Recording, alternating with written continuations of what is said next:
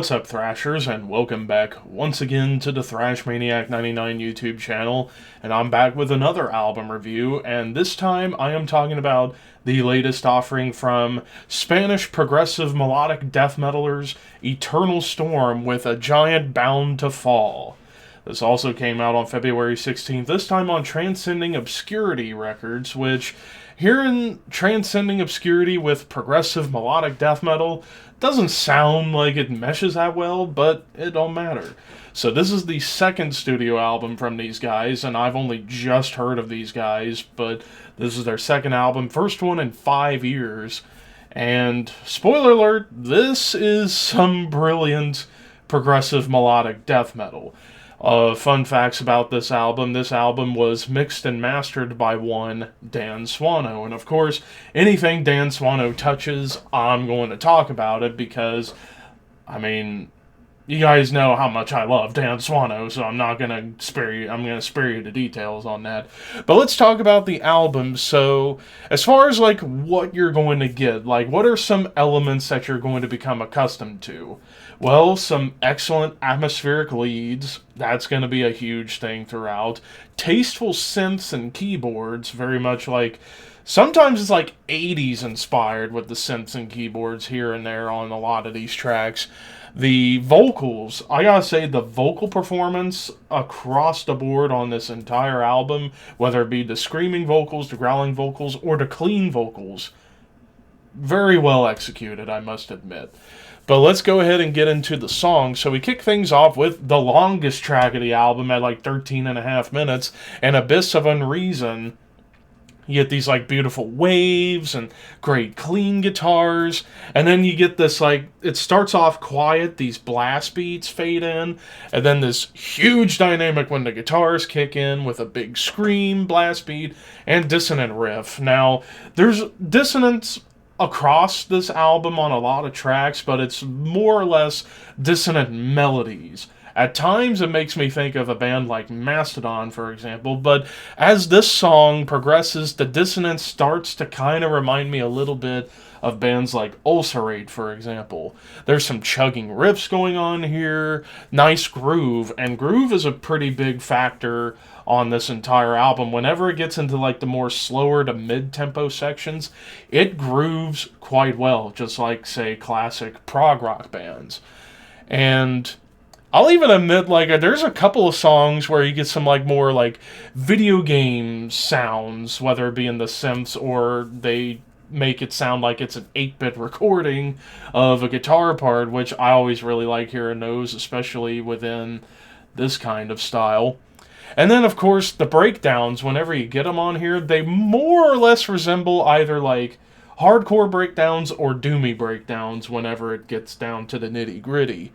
And I also love with how this opening track, you start off with those beautiful clean guitars, but they'll come back to it towards the end, and then it leads into like a wonderful synth solo and epic guitars before you enter the final groove of the track. Then we get into A Dim Illusion, amazing bass line with awesome funk. I don't know if I would say funky groove, but again, it's just got more natural groove going on, even an early guitar solo. And this track, with how it's grooving, definitely takes me back to like old school Opeth. And anytime you delve into old school Opeth, I'm probably going to like it. And now, another big thing you're going to come across on these songs, big tremolo riffs. Sometimes they'll be more of the low end, like death metal tremolo riff, or you get the more high-end black metal tremolo riffs, or just flat out kind of like stand like in between each end with some of these tremolo riffs. And then some tribal beats come up on this track with some sci-fi sounds and chuggy guitars, which I thought kind of meshed together beautifully well.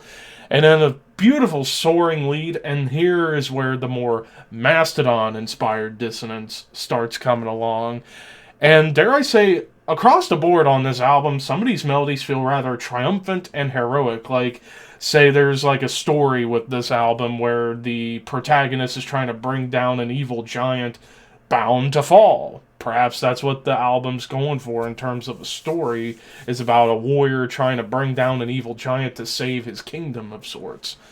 And this track features Sven from Aborted on the gang vocals, and his more like raspier, like screaming vocals that kind of sound like metalcore screams fit very well with these gang vocals that come up here on this track.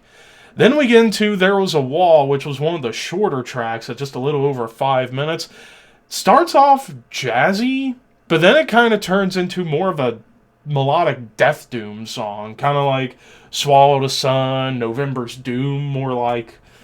And yeah, it was one of the bigger standouts in terms of like the difference within the rest of the album. Like this one was just more of a straight up mellow death doom track.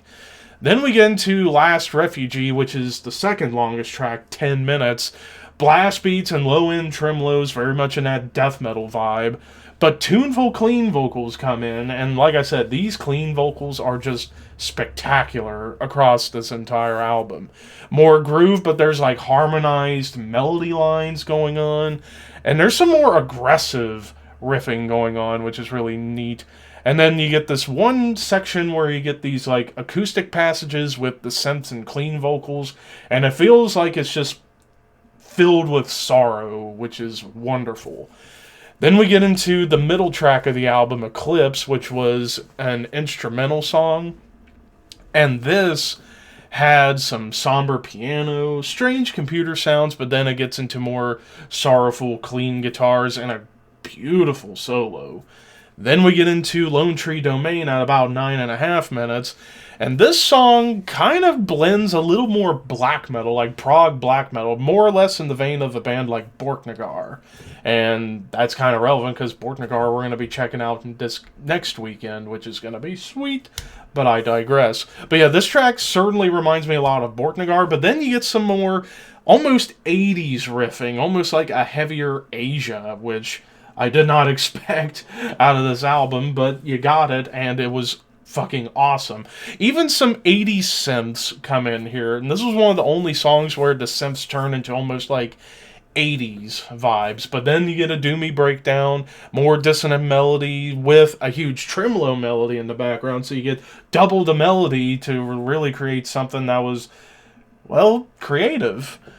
And then even the bass at the very end has a nice moment of shine. Then we get into The Sleepers, where this is one of the most lavish songs on the entire album. Starts off with a great drum intro, clean guitars, and it's kind of catchy, almost like I'm listening to Toto, which is, again, not something I was expecting.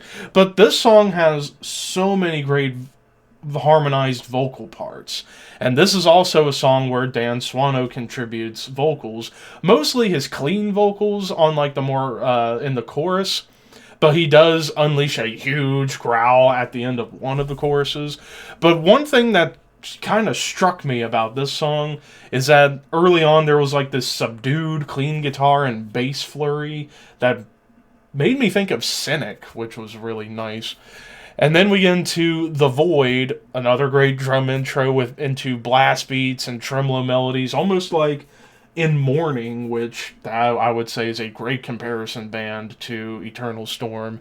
And then some triplet rhythms, which is not something I heard really at all on this album up until now, and it brings back more Opeth vibes. Even some folky acoustic guitars pop up, and a big chorus with more vocal harmonies, some off-time rhythms kind of bringing in a little bit of a Tool vibe, and then another excellent bass line to close the song. And then we get to the closing track, the title track, and you get these like video game synths into a gorgeous clean melody, and it very much felt like something I would have heard from Opeth's Damnation album, which was really nice to hear. Some more heavy riffage, it gets doomy again, big tremolo melody, acoustics and faint dissonant melodies pop up, and the clean vocals in particular on this track made me think of Wintersorg, formerly of Borknagar, and the Borknagar influence is all over this track, and even a beautiful ending with the acoustic, clean guitars, and bass.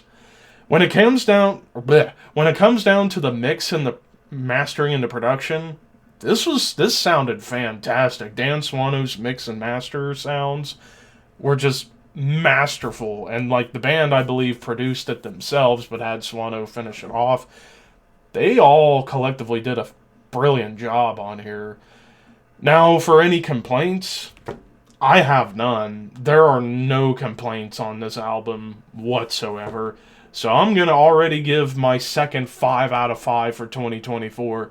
This is absolutely brilliant. This is one of the best progressive melodic death metal albums I've heard in recent times. Up there with like In Mornings, The Bleeding Veil, and albums like that. This is just a masterpiece. This is a modern prog melodeath masterpiece. Nothing more, nothing less. Just go check it out. But of course, that's just my opinion. What did you guys think? Let me know in the comments below, and until next time, keep your horns high and your dreams wet.